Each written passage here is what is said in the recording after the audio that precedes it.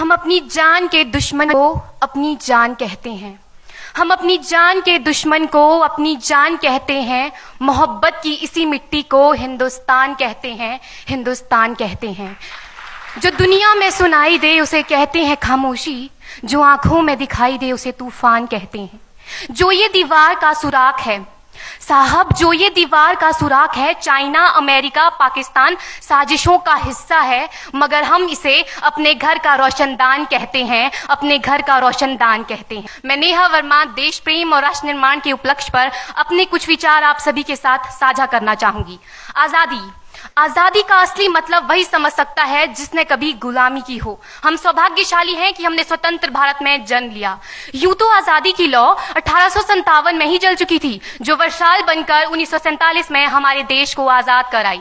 प्राचीन, मध्यकालीन और वर्तमान भारत के उदाहरणों से स्पष्ट करना चाहूंगी कि जब हम फिरंगियों के फेरे में फंस गए थे तो रंग दे बसंती चोला की एक आवाज पर टोलों के टोले उमड़ आते थे और उनके वंदे मातरम के नारों से खून में आने वाला 5-5 डिग्री का तूफान अंग्रेजी शासकों की जड़ों में तूफान ला देता था।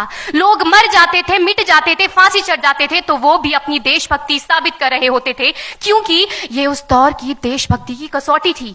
उसके बाद 62, 65 और 71 के युद्धों में अपना सुहाग गवा देने वाली औरत, जब घर के हालात ये हो जाया करते थे कि प्यार भी भरपूर गया, मांग का सिंदूर गया, नन्हे नौनिहालों की लंगोटियां चली गई, छोटी छोटी बेटियों की चोटियां चली गई, बाप की कमाई गई, भाई की पढ़ाई गई, ऐसा एक विस्फोट हुआ पता ही चला नहीं, पूरे जिस्म की ही कई बोटियां चली गई। और आपके लिए तो एक आदमी मरा है साहब, किंतु मेरे घर की तो रोटियां चली गई, मेरे घर की तो रोटियां चली गई वाले हालात पैदा हो जाने के बावजूद भी एक माँ अपने बेटे को सरहद पर दुश्मनों की धज्जियां उड़ाने के लिए भेज देती थी और उसे पत्र लिखाकर ये भेजा करती थी कि अम्मा ने खत लिखा है बड़े ही चाव से, पुत्र मेरे ना घबरा जाना, 1 इंच भी पीछे ना हटना, चाहे इंच इंच कट जाना, चाहे इंच इंच कट जाना। इस तरह पूरा परिवार अपनी देशभक्ति साबित कर रहा होता था।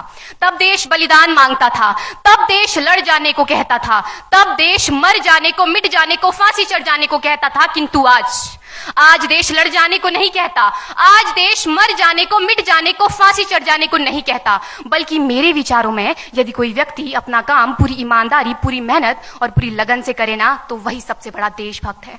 मैं नहीं मानती कि फेसबुक और व्हाट्सएप की डीपी को 3 रंग में रंगना ही देशभक्ति है। और यदि आप कहेंगे कि साल में 2 बार हाथ में तिरंगा ले लेना देशभक्ति है, तो मैं पूछना चाहूंगी कि फुटपाथ में रहने वाला वो बच्चा ट्रैफिक की छांव में नंगे पांव में जब तिरंगा बेच रहा होता है, तो क्या इसे आप उसकी देशभक्ति कहेंगे? ये उसकी देशभक्ति नहीं, उसके पेट के भूख की शक्ति है जो उसे ऐसा करने पर मजबूर करती है। क्योंकि ना मस्जिद को जानते हैं, न शिवालों को जानते हैं, ना मस्जिद को जानते हैं, न शिवालों को जानते हैं। जो पेट के भूखे होते हैं ना, वो सिर्फ भोजन के निवालों को जानते हैं, वो सिर्फ भोजन के निवालों को जानते हैं। अपने परिवार, अपने समाज, अपने देश के लिए समर्पण का भाव है देशभक्ति। और हर देशद्रोही के जीवन में आने वाला तूफान है हमारी सच्ची देशभक्ति, ताकि हर देशद्रोही ये समझ सके कि अगर तू परिंदा है तो ये आसमान तेरा है, अगर तू दरिंदा है तो ये शमशान तेरा है, भाईचारे से रहना है तो रह इस जमीन पर, वरना ये कब्र भी तेरी है और यही कब्रिस्तान तेरा है और यही कब्रिस्तान तेरा है। लेकिन एक देशद्रोही से ज्यादा देशभक्ति तब आहत होती है जब एक बेटा अपने बूढ़े माँ बाप को वृद्धाश्रम की चौखट पर छोड़ आता है। करा उठती है वो देशभक्ति जब मुसीबत में फंसे लोगों की जान बचाने से ज्यादा हम सेल्फी लेकर अपने लाइक बढ़ाने में लगे रहते हैं। आज के इस दौर में वो युवा जिनके ऊपर जिम्मेदारी थी अपने देश, अपने समाज, अपने राष्ट्र की आशाओं को बांधे रखने की, वही युवा अब 4x4 इंच की छोटी सी स्क्रीन पर अपनी कोमल अंगुलियों के घर्षण मात्र से अपनी भावनाओं की इमोजी भेज रहा है। 4 बोतल वोट का काम मेरा रोज का ने भारत का भविष्य तबाह कर रखा है। हम ना एक ऐसे समाज में जीते हैं जहां लड़कों से बात करता देख जो भाई हड़काते हैं, लड़कों से बात करता देख जो भाई हड़काते हैं, वही भाई अपनी गर्लफ्रेंड के किस्से घर में हंस हंस कर सुनाते हैं। और मैं बता दूं, महिला सुरक्षा के मामले में हम आज भी 4थे नंबर पर आते हैं। हम ना एक ऐसे समाज में जीते हैं जहां पत्थर की मूरत को लगते हैं 56 भोग और भूखे नंगे तड़पते सो जाते हैं लोग, भूखे नंगे तड़पते सो जाते हैं लोग। मजदूर को मजदूर समझिए, मजबूर नहीं। गरीब को काम दीजिए, दान नहीं। और अगर दान देने के इच्छुक हैं तो जीते जी रक्तदान दीजिए और मरने के बाद अंग दान देकर किसी मरते हुए को जीवन दान दीजिए। यही सच्ची देशभक्ति और यही सच्चा राष्ट्र प्रेम है। ना सरकार मेरी है ना रब मेरा है, ना सरकार मेरी है ना रब मेरा है, और ना ही ये बड़ा सा नाम मेरा है। बस इतनी सी बात का गुरूर है मुझे कि मैं भारत की हूं और ये भारत मेरा है और ये भारत मेरा है। परंतु एक वैचारिक बीमारी हमारे समाज में मुझे नजर आती है। कहा जाता है हम दुनिया के सबसे बड़े लोकतंत्र हैं, जहां हिंदू पैदा होते हैं, मुस्लिम, सिख और ईसाई भी पैदा होते हैं, लेकिन बदकिस्मती है अब इंसान पैदा नहीं होते। और मेरे विचारों में ना हिंदू की जरूरत है ना मुसलमान की जरूरत है, राष्ट्र निर्माण के लिए केवल अच्छे इंसान की जरूरत है, केवल अच्छे इंसान की जरूरत है। जरा सोच कर देखिए, ये पेड़ पौधे और शाखाएं भी परेशान हो जाएं अगर परिंदे भी हिंदू और मुसलमान हो जाएं। एक शैक्षणिक बीमारी भी हमारे समाज में मुझे नजर आती है, और बड़े ही आश्चर्य की बात है, जिस देश ने पूरी दुनिया को तक्षशिला और नालंदा देकर के विश्वविद्यालय शिक्षा की बुनियाद रखी, आज विश्व के 100 सर्वश्रेष्ठ विश्वविद्यालयों में हमारा एक भी विश्वविद्यालय खड़ा नहीं हो पाता। जहां एक और हमारे पास IIT, IIM और NIT जैसे शिक्षण संस्थान हैं, तो वहीं दूसरी ओर इस देश के गरीबों को बेरोजगारी की जमात में खड़ा करने के लिए उनके हाथ में सर्व शिक्षा अभियान का झुंझुना पकड़ा दिया जाता है। और मैं बता दूं, इस शैक्षणिक बीमारी का केवल एक कारण वो ये कि हमारे देश की शिक्षा नीति केवल 2 तरह के लोगों के लिए बनती है, पहले वो जो विद्वान हैं और दूसरे वो जो धनवान हैं।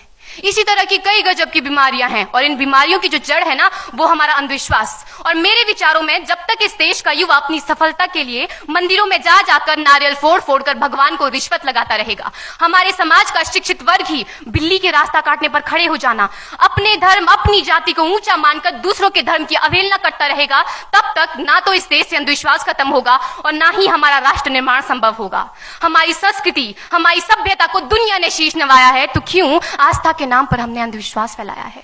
मेरे विचारों में हमारा राष्ट्र निर्माण तब संभव होगा जब इस देश में महिलाओं की पूजा नहीं, उनकी इज्जत की जाएगी। राष्ट्र निर्माण तब संभव होगा जब हम जातिगत आरक्षण नहीं बल्कि सामाजिक सशक्तिकरण पर बात करेंगे।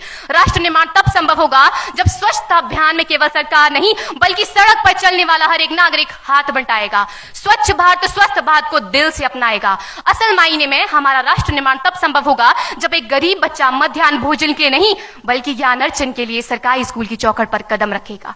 और हमारा राष्ट्र निर्माण तब तक संभव नहीं होगा जब तक एक नागरिक नैतिक रूप से सटीन, चारित्रिक रूप से भ्रष्ट, मानसिक रूप से दिवालिया, धार्मिक रूप से अंधा, राजनीतिक रूप से गंदा, स्वैच्छिक मान मूल्यों के आंकड़ों में जिन्न शिन्न पैपंदमयी अखंड भारत को खंड खंड करता रहेगा, तब तक हमारा राष्ट्र निर्माण संभव नहीं होगा।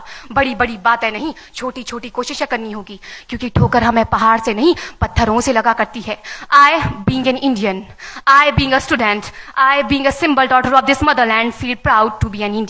और मैं सैल्यूट करना चाहूंगी सरहद पर दिन रात हमारी रक्षा के लिए खड़े हर उस जवान को, इस देश की पुलिस, प्रशासन और किसान को, और इस देश के हर उस व्यक्ति को जो अपना काम पूरी ईमानदारी, पूरी मेहनत और पूरी लगन से करते हैं, जिनके बिना राष्ट्र निर्माण की कल्पना करना भी असंभव सा लगता है। और आज इस मंच पर पूरी जिम्मेदारी के साथ मैं भारत की बेटी ये कहती हूं कि हमारा राष्ट्र निर्माण तब संभव होगा जब हम सभी, मैं, आप, हम सब मिलकर प्रयास करेंगे, क्योंकि हमारे देश की जिम्मेदारी नहीं है हमें आगे ले जाने की, हमारी जिम्मेदारी है अपने देश को आगे ले जाने की, अपने राष्ट्र को आगे ले जाने की, अपने वतन को आगे ले जाने की। तो अंत में मैं बस यही कहना चाहूंगी, मेरा हिंदुस्तान महान था, महान है, महान रहेगा। मेरा हिंदुस्तान महान था, महान है, महान रहेगा। होगा हौसला सबके दिलों में बुलंद तो एक दिन पाकिस्तान भी जय हिंद कहेगा। पाकिस्तान ही क्यों, सारा जहान जय हिंद कहेगा, क्योंकि सारे जहां से अच्छा हिंदुस्तान हमारा, सारे जहां से अच्छा हिंदुस्तान हमारा, हम बुलबुलें हैं इसकी, ये गुलिस्तान हमारा, ये गुलिस्तान हमारा। जय हिंद, वंदे मातरम।